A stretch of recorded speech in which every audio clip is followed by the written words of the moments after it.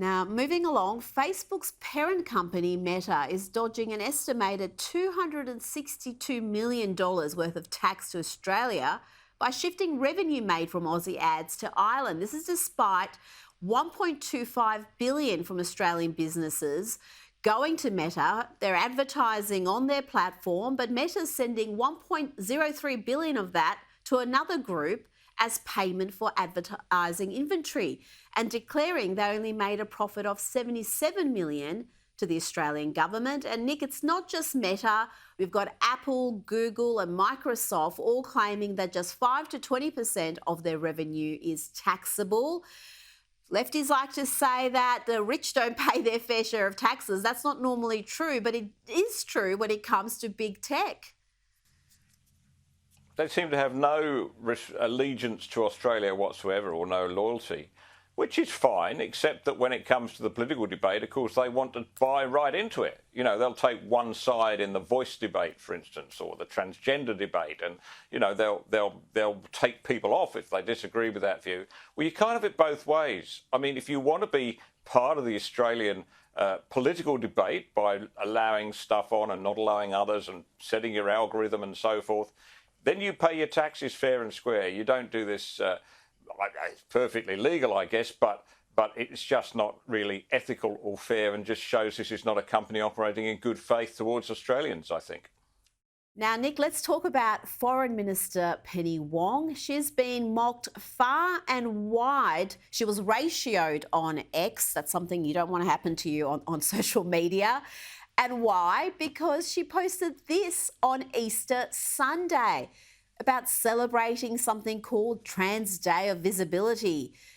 Among the more than 6,000 responses she got was this from Sal Grover, who wrote, "Yeah, we know exactly what you stand with, men, or who you stand with, men. May I remind you that other people have rights, and demanding women give up our sex-based rights for men who claim to be women is many things, but it sure as SHIT isn't equality." Another popular response was this from Polybard, who wrote, "It's Easter, and please explain how you can commit to trans rights without destroying women's rights." Nobody has yet. If you scroll through those 6,000 odd messages, there aren't too many that are in support, Nick. What would possess her to post this on Easter Sunday, especially after the Biden White House copped so much heat for doing the same thing? It's an incredible lapse of judgment for her. I mean, I presume she knew it was Easter Sunday. She might not. She might not be a churchgoer. I don't know. But she would. You know, I mean, of course she would. You don't need to be a churchgoer to know it's Easter Sunday. Well, you do. It's hard to find a bottle shop open, right? You know that. That's Easter Sunday, and long may it stay that way, to be honest. But look, this is wrong on so many levels, Rita. First of all, this organisation, well, they call Transvisibility something or other. You know, they must have known that March 31st was Easter Sunday. I think it is. Oh, I'm sorry to pass that misinformation on, but whatever they are, they knew. They must have known it was Easter Sunday on March the 31st, and they've deliberately scheduled it. Now, that's an insult to Christians. It's an insult to our Judeo-Christian heritage, and that's wrong. But for Penny Wong to repost it, the thing is, doesn't Penny Wong, maybe somebody should point out that we actually had a referendum on identity politics last year, and she lost. Her side lost.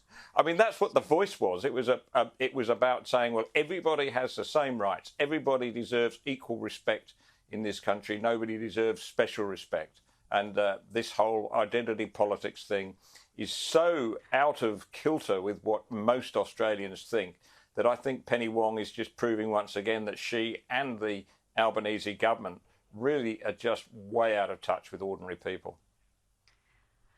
Well, the activists will tell you, well, this day has been on the 31st of March for 10, 15 years, so they weren't intending to take over Easter Sunday, but it has coincided with Easter Sunday this year, but there's no reason for politicians to be posting messages acknowledging this day on Easter Sunday. I mean, that's where the idiocy comes in. You expect the activists to be activists. You would expect the politicians to have a little bit more sense. And there are so many other days recognising this group. It's not like they're invisible for the other 364 days. Now, let's go to the New York Post. They're reporting that ISIS-K terrorists could very easily make their way across the US's completely unprotected southern border to carry out a Moscow-style terror attack. Of course, they killed some 143 innocent people there earlier this month.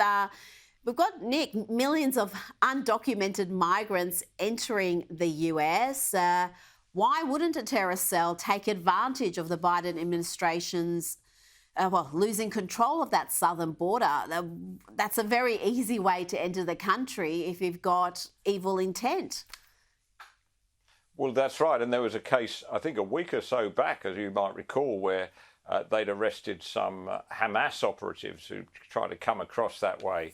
So it's wide open. This is the problem. This is why we have borders, of course, to keep our people safe, to keep our citizens safe. And this is a terrible lapse of the duty of care by the Biden administration. We seem to sort of think that the ISIS terrorism thing is all in the past, Rita, but look, there are dozens of attacks this year alone caused by Muslim extremists around the world. It's just that they don't seem to make the papers anymore. Perhaps they should, to remind us that they haven't suddenly gone quiet, they haven't suddenly turned over a new leaf.